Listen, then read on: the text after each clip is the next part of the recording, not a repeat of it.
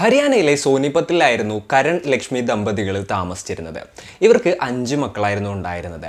3 പെൺകുട്ടികളും അതുപോലെ തന്നെ 2 ആൺകുട്ടികളും.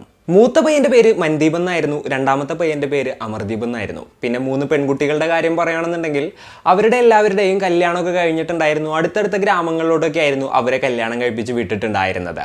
ആ വീട്ടിൽ താമസിച്ചിരുന്നത് ആ 2 ആൺമക്കളും അതുപോലെ തന്നെ അച്ഛനും അമ്മയും ആയിരുന്നു.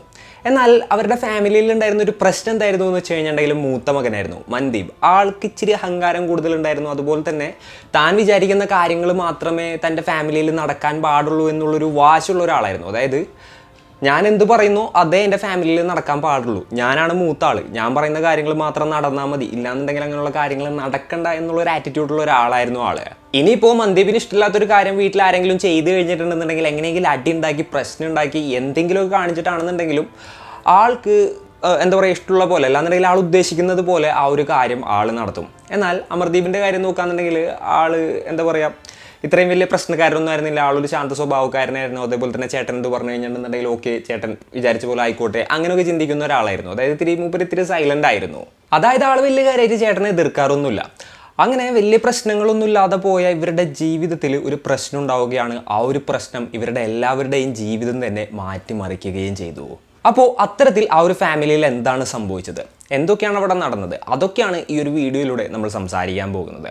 Hello guys, welcome back to the channel. Risin this side. ഇവർക്കിടയിൽ വന്ന പ്രശ്നം എന്തായിരുന്നു എന്ന് വെച്ച് കഴിഞ്ഞിട്ടുണ്ടെങ്കിൽ പ്രണയമായിരുന്നു. അതായത് അമർദീപിന് ആധാറിൻ്റെ ക്യാമ്പും കാര്യങ്ങളൊക്കെ പണ്ട് നടത്തിയിരുന്നില്ല ഓഫീസുകളുടെ അവിടെയും അവിടെ ഇവിടെയൊക്കെ ആയിട്ട്. അതേപോലെ തന്നെ ക്യാമ്പിൽ ഉണ്ടായിരുന്ന ഒരു പെൺകുട്ടിയായിരുന്നു മധു എന്ന് പറയുന്ന ഒരു പെൺകുട്ടിയെ. അപ്പോൾ ആളുടെ ഓഫീസിൻ്റെ അടുത്തും ഇതേപോലത്തെ ഒരു ക്യാമ്പ് ഉണ്ടായിരുന്നു. അപ്പോൾ അവിടെ വെച്ച് ഈ ഒരു പെൺകുട്ടിയെ കാണുകയാണ്, അങ്ങനെ പരിചയപ്പെടുകയാണ്. ഇവർ രണ്ടുപേരും പ്രണയത്തിലാവുകയും ചെയ്തു. അങ്ങനെ ഒരു കുറച്ച് നാൾ പ്രണയിച്ചു. അതിനുശേഷം ഇവർ കല്യാണം കഴിക്കാനായിട്ട് തീരുമാനിക്കുകയാണ്. അങ്ങനെ അമർദീപ് തൻ്റെ വീട്ടിൽ തൻ്റെ പേരൻസിൻ്റെ അടുത്ത് പറഞ്ഞു. അച്ഛൻ്റെ അമ്മയുടെ അടുത്തൊക്കെ പറഞ്ഞപ്പോൾ അവർക്ക് പെൺകുട്ടിയെ ഇഷ്ടമാവുകയാണ്. അതുപോലെ തന്നെ പ്രണയവും കാര്യങ്ങളും പരസ്പരം കുട്ടികൾ ഇഷ്ടപ്പെട്ടതല്ലേ, അങ്ങനെ കല്യാണം നടത്തി കൊടുക്കാമെന്നുള്ളൊരു തീരുമാനത്തിൽ അവരെത്തുകയാണ്. എന്നാൽ ഈ ഒരു കാര്യം മന്ദീപിൻ്റെ അടുത്ത് പറഞ്ഞപ്പോൾ ആൾ ആദ്യം തന്നെ നടക്കില്ല എന്നുള്ളൊരു തരത്തിലായിരുന്നു മറുപടി പറഞ്ഞത്. പിന്നീട് ആളെ കാല് പിടിച്ച് ഇങ്ങനെ ഇതേപോലെ തന്നെ എന്തായാലും നല്ല ഫാമിലിയാണ്, മധു നല്ലൊരു പെൺകുട്ടിയാണ്, അതുപോലെ തന്നെ നമുക്ക് പറ്റിയ ആളുകളാണ്, അങ്ങനെയുള്ള കാര്യങ്ങളെല്ലാം തന്നെ ഇങ്ങനെ ചേട്ടൻ്റെ അടുത്ത് ഇങ്ങനെ പറഞ്ഞുകൊണ്ടിരിക്കുന്നതിൻ്റെ ഇടയിൽ ഈ ഒരു മന്ദീപ് ഒരേ ഒരു കാര്യമേ ചോദിച്ചുള്ളൂ, ജാതി ഏതാണെന്നുള്ളത്. അപ്പോൾ ഓൾറെഡി ഈ അമർദീപ് പറഞ്ഞു വേറൊരു ജാതിയിൽപ്പെട്ട ഒരാളാണ്.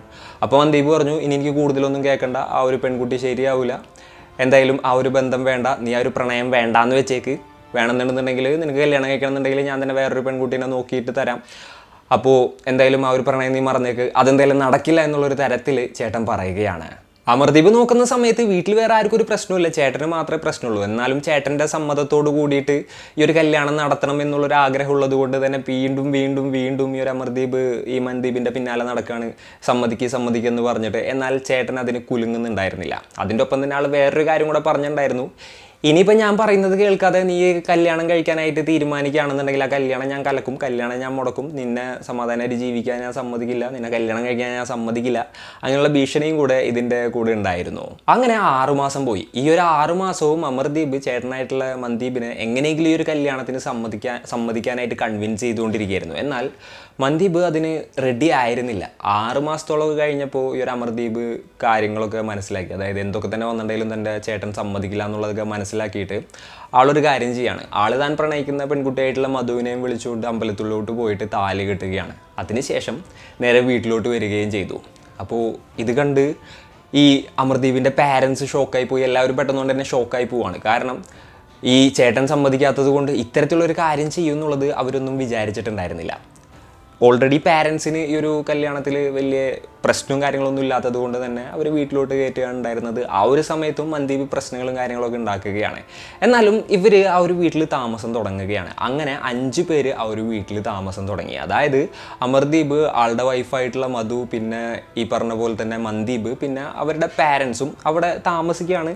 ആ താമസിക്കുന്ന സമയത്ത് മുഴുവനും ഇതേപോലെ തന്നെ മന്ദീപും അതുപോലെ തന്നെ അമർദീപും തമ്മിൽ അടിയായിരുന്നു. അതുപോലെ തന്നെ എന്താ പറയുക, ആ പെൺകുട്ടിയെ ഇയാൾ വെറുതെ ചീത്ത പറയുക, അങ്ങനെയുള്ള കാര്യങ്ങളൊക്കെ ഇങ്ങനെ നടന്നുകൊണ്ടിരിക്കുകയായിരുന്നു.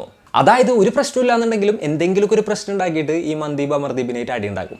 അപ്പോൾ ഡെയിലി വീട്ടിലിങ്ങനെ അടി സ്ഥിരമാവുകയാണ്. അപ്പോൾ അമർദീപ് ആണെന്നുണ്ടെങ്കിൽ ഇത് വലിയ കാര്യമാക്കാറൊന്നും ഉണ്ടായിരുന്നില്ല. ആൾ വൈഫിൻ്റെ അടുത്തും പറഞ്ഞു ഇത് നീ വലിയ കാര്യമാക്കണ്ട, ചേട്ടൻ എങ്ങനെയാണ്, ആൾക്ക് ഇഷ്ടമില്ലാത്ത എന്തെങ്കിലും കാര്യം നടന്നു കഴിഞ്ഞിട്ടുണ്ടെങ്കിൽ ആൾ എങ്ങനെയാണ് കുറച്ചാൾ കഴിഞ്ഞിട്ടുണ്ടെങ്കിൽ ശരിയായിക്കോളും, അതല്ലാണ്ട് നമുക്കൊന്നും ചെയ്യാനില്ലല്ലോ എന്നുള്ളൊരു രീതിയിൽ അവരിങ്ങനെ എന്താ പറയുക അവരുടെ ജീവിതം മുന്നോട്ട് കൊണ്ടുപോവുകയാണ് ഉണ്ടായത്. എന്നാൽ ഏകദേശം ഒരു 5 മാസം കഴിഞ്ഞപ്പോൾ മധു പ്രഗ്നൻ്റ് ആവുകയാണ്. അപ്പോൾ വീട്ടിലെല്ലാവരും ഹാപ്പിയായി, അവരുടെ പാരൻസ് ഹാപ്പിയായി, മധുവിൻ്റെ വീട്ടിലെല്ലാവരും ഹാപ്പിയായി. അങ്ങനെ നല്ല രീതിയിൽ ആ ഒരു എന്താ പറയുക ഒക്കേഷൻ ഇങ്ങനെ പോകുന്നതിൻ്റെ ഇടയിൽ അതിൻ്റെ ഉള്ളിൽ ഹാപ്പി അല്ലാത്ത ഒരേ ഒരാളെ ഉണ്ടായിരുന്നുള്ളൂ. അതാരാണെന്ന് വെച്ച് കഴിഞ്ഞിട്ടുണ്ടെങ്കിൽ ഇവരുടെ ചേട്ടൻ തന്നെയായിരുന്നു. മന്ദീപിനാണെന്നുണ്ടെങ്കിൽ ദേഷ്യം കൂടി വരികയാണ്. അങ്ങനെ കുഞ്ഞ് ജനിച്ചതിന് ശേഷം ആ ഒരു ദേഷ്യം കൂടി അതൊരു പകയായിട്ട് മാറി. അതായത് ഒരു കുഞ്ഞിനെ കാണുന്ന സമയത്ത് ഒരു സ്നേഹവും വാത്സല്യവും ഒക്കെ തോന്നേണ്ടതിന് പകരം ആൾക്ക് പകയും ദേഷ്യവും ഒക്കെയാണ് കൂടിയത്. പിന്നീട് ആ ഒരു പക കൂടി വല്ലാത്തൊരു തരത്തിലോട്ട് എത്തുകയാണ്. തനിക്കൊരു മനസ്സമാധാനം കിട്ടണമെന്നുണ്ടെന്നുണ്ടെങ്കിൽ തൻ്റെ അനിയനെയും ഭാര്യയെയും അതുപോലെ തന്നെ ആ കുഞ്ഞിനെയും കൊല്ലണം എന്നുള്ള രീതിയിൽ ചിന്തിക്കുന്ന ഒരു തരത്തിലോട്ട് ആളുടെ മൈൻഡ് സെറ്റ് മാറുകയാണ്. മെയിൻ ഇഷ്യൂ എന്തായിരുന്നു എന്ന് വെച്ച് കഴിഞ്ഞിട്ടുണ്ടെങ്കിൽ ജാതി തന്നെയായിരുന്നു. അങ്ങനെ ആൾ കറക്റ്റായിട്ട് പ്ലാൻ ചെയ്തു, ഒരു ദിവസത്തിനായിട്ട് കാത്തിരിക്കുകയും ചെയ്തു. മെയ് 23, 2024 ആ ഒരു ദിവസം അയാൾ ഈ ഒരു കൃത്യം നടത്താനായിട്ട് ചൂസ് ചെയ്യുകയും ചെയ്തു.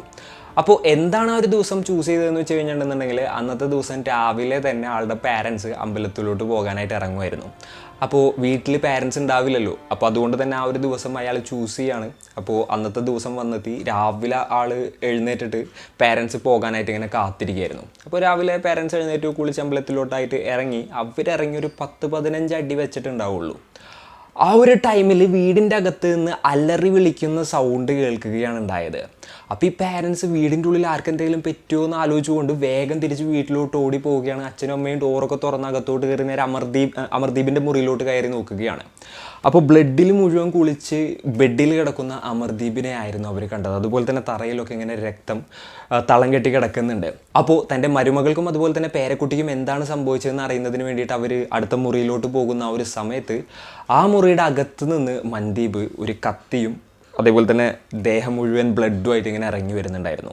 എന്നിട്ട് ആൾ പാരൻസിൻ്റെ അടുത്ത് പറഞ്ഞു, അവരെ 3 പേരെ ഞാൻ കൊന്നു, ഇപ്പോഴാണ് എനിക്കൊരു സമാധാനമായതെന്ന് പറഞ്ഞുകൊണ്ട് അവിടെ നിന്ന് ആളിറങ്ങി ആളുടെ ബൈക്ക് എടുത്ത് പോവുകയാണ് ഉണ്ടായത്. അപ്പോൾ ഇവർ നേരെ തന്നെ അടുത്ത മുറിയിലോട്ട് പോയി നോക്കുമ്പോൾ ഈ പെൺകുട്ടി ഇരിക്കുകയായിരുന്നു. അതുപോലെ തന്നെ കുഞ്ഞ് മടിയിലുണ്ടായിരുന്നു. ഈ പെൺകുട്ടിയുടെയും കഴുത്തറുത്തുണ്ടായിരുന്നു. അതേപോലെ തന്നെ ദേഹത്ത് വെട്ടേറ്റ പാടും ഉണ്ടായിരുന്നു. ആ ഒരു കുഞ്ഞിനും പരിക്കുകളേറ്റിട്ടുണ്ടായിരുന്നു. ആ ഒരു കുഞ്ഞും അനങ്ങുന്നുണ്ടായിരുന്നില്ല. ഇതൊക്കെ കണ്ട് ഇവർ അലമുറയിട്ട് കരയുകയാണ്. അപ്പോൾ ഇവരുടെ ഒച്ചയൊക്കെ കേട്ട് അടുത്തുള്ള വീട്ടിലെ ആളുകളും ഓടിക്കൂടുകയാണ് ഉണ്ടായത്. ഈ ഒരു കാഴ്ച കണ്ട് അവരാകപ്പാടെ ഷോക്കായി പോവുകയാണ്. ആ ഒരു ടൈമിൽ ഈ കുഞ്ഞ് ഒച്ചവെക്കുകയാണ് ഉണ്ടായത്. അപ്പോൾ ആ ഒരു കുഞ്ഞിനെ അവർ നേരെ എടുത്ത് ഹോസ്പിറ്റലിലോട്ട് കൊണ്ടുപോയി. എന്നാൽ ചികിത്സ ഫലിക്കാതെ ആ ഒരു കുഞ്ഞും മരണപ്പെടുകയാണ്. പിന്നീട് പോലീസുകാർ വന്നു, ബോഡി റിക്കവർ ചെയ്തു, ഓട്ടോപ്സിക്കായിട്ട് അയക്കുകയും ചെയ്തു. അപ്പോൾ പാരൻസിൻ്റെ അടുത്ത് ചോദിച്ചു എന്താണ് സംഭവം, എന്തൊക്കെയാണ് സംഭവിച്ചതെന്നുള്ളത്. അപ്പോൾ പാരൻസ് നടന്ന എല്ലാ കാര്യങ്ങളും പറയുകയാണ്. മക്കൾക്കിടയിൽ എന്തായിരുന്നു പ്രശ്നം എന്ന് ചോദിച്ചപ്പോൾ അവരെല്ലാ കാര്യങ്ങളും പറഞ്ഞു. അമർദീപിന് ഒരു പെൺകുട്ടിയെ ഇഷ്ടമായിരുന്നു എന്നും ആ ഒരു ബന്ധത്തിന് മന്ദീപിന് താല്പര്യം ഉണ്ടായിരുന്നില്ല എന്നുള്ളതും, അതുപോലെ തന്നെ ആ ഒരു പെൺകുട്ടിയെ കൊണ്ട് ഒരു ദിവസം ഇതേപോലെ തന്നെ ഈ ഒരു പയ്യൻ വീട്ടിലോട്ട് വന്നു. പിന്നീട് എന്താ പറയുക എന്തൊക്കെയാണെന്നുണ്ടെങ്കിലും മൂത്ത പകന് പക കൂടി വന്നു. അവസാനം കൊല ചെയ്യുന്നൊരു സിറ്റുവേഷനിലോട്ട് കാര്യങ്ങൾ എത്തിയെന്നുള്ളതാണ്. അങ്ങനെ പോലീസുകാർ ഈ ഒരു മന്ദീപിനെ അന്വേഷിക്കാനായിട്ട് തുടങ്ങി. ആളെ അന്വേഷിച്ച് നോക്കുമ്പോൾ അയാൾ എവിടെ പോയി എന്നുള്ളതിനെക്കുറിച്ച് യാതൊരു ഐഡിയ ഉണ്ടായിരുന്നില്ല. കാരണം ആളുടെ ഫോൺ സ്വിച്ച് ഓഫ് ആയിരുന്നു. അതുപോലെ തന്നെ ട്രാക്ക് ചെയ്യാനായിട്ടുള്ള യാതൊന്നും ഉണ്ടായിരുന്നില്ല. പിന്നെ പോലീസുകാരിങ്ങനെ അന്വേഷിക്കുന്നതിൻ്റെ ഇടയിൽ അടുത്ത വില്ലേജിൽ ആളുടെ സിസ്റ്ററിൻ്റെ വീടിൻ്റെ അടുത്ത് നിന്നും ആളുടെ ബൈക്ക് കിട്ടുകയാണ്. അപ്പോൾ പോലീസുകാർ നേരെ ആളുടെ സിസ്റ്ററിൻ്റെ വീട്ടിൽ ആൾ ഒളിച്ചിരിക്കുന്നുണ്ടോ അല്ലാന്നുണ്ടെങ്കിൽ ആ ഗ്രാമത്തിൽ ഒളിച്ചിരിക്കുന്നുണ്ടോ എന്ന് അറിയുന്നതിന് വേണ്ടിയിട്ട് ആ ഗ്രാമം മുഴുവൻ അരിച്ചു പെറുക്കുകയാണ് ഉണ്ടായത്. എന്നാൽ അവിടെ ആൾ ഉണ്ടായിരുന്നില്ല. പോലീസിനെ ഡിസ്ട്രാക്ട് ചെയ്യുന്നതിന് വേണ്ടിയിട്ടായിരുന്നു അത്തരത്തിലുള്ള ഒരു കാര്യം ആൾ ചെയ്തിട്ടുണ്ടായത്. അങ്ങനെ പോലീസുകാർ വേഷം മാറിയും അതുപോലെ തന്നെ പല തരത്തിലും ഇയാളെ അന്വേഷിക്കാനായിട്ട് തുടങ്ങി. ഏകദേശം 3 ആഴ്ച കഴിഞ്ഞപ്പോൾ പോലീസിനൊരു ഇൻഫോർമേഷൻ കിട്ടുകയാണ്. മന്ദീപിൻ്റെ വീടിൻ്റെ അവിടെ നിന്ന് ഏകദേശം 15 കിലോമീറ്റർ മാറിയിട്ട് ഒരു അമ്പലമുണ്ട്. ആ അമ്പലത്തിൽ പിച്ചക്കാരുടെ ഇടയിൽ പിച്ചക്കാരുടെ വേഷം കെട്ടി ആൾ ഇരിക്കുന്നുണ്ട് എന്നുള്ളൊരു ഇൻഫോർമേഷൻ ആയിരുന്നു അത്. നേരെ പോലീസുകാർ അങ്ങോട്ട് പോയി പിച്ചക്കാരുടെ ഇടയിലിരിക്കുന്ന ഇയാളെ അറസ്റ്റ് ചെയ്ത് നേരെ സ്റ്റേഷനിലോട്ട് കൊണ്ടുവരികയും ചെയ്തു. പിന്നീടുള്ള എന്താ പറയുക ചോദ്യം ചെയ്യലിൽ നടന്ന എല്ലാ കാര്യങ്ങളും ആളേറ്റു പറയുകയാണ്. ഇത്തരത്തിലുള്ള കൃത്യങ്ങളെല്ലാം ചെയ്ത് താനാണെന്ന് സമ്മതിക്കുകയും ചെയ്തു. തൻ്റെ അനിയൻ താൻ പറഞ്ഞത് കേൾക്കാതെ വേറൊരു ജാതിയിൽ പെട്ട പെൺകുട്ടിയെ കല്യാണം കഴിച്ചുകൊണ്ട് വന്നു. അപ്പോൾ അതിൻ്റെ ഒരു ദേഷ്യത്തിലാണ് ഇത്തരത്തിലുള്ള കാര്യങ്ങൾ ചെയ്തതെന്നാണ് ഇയാൾ പോലീസിൻ്റെ അടുത്ത് പറഞ്ഞത്. എന്താണെന്നുണ്ടെങ്കിലും കേസ് ഇപ്പോൾ നടന്നുകൊണ്ടിരിക്കുകയാണ്. അപ്പോൾ ഇയാൾക്ക് ഏതൊരു തരത്തിലുള്ളൊരു ശിക്ഷ കിട്ടും അല്ലാന്നുണ്ടെങ്കിൽ കിട്ടണം എന്നാണ് നിങ്ങൾ കരുതുന്നത്? നിങ്ങളുടെ തോട്ട്സും മറ്റും എന്തൊക്കെയാണെന്നുണ്ടെങ്കിലും താഴെ കമൻറ്റുകളായിട്ട് രേഖപ്പെടുത്തുക. അപ്പോൾ ഇന്നത്തെ ഒരു വീഡിയോയിൽ ഇതൊക്കെ തന്നെ പറയാനുള്ളൂ. And it's me Rasin signing off. Peace. Stay peaceful guys. Stay safe.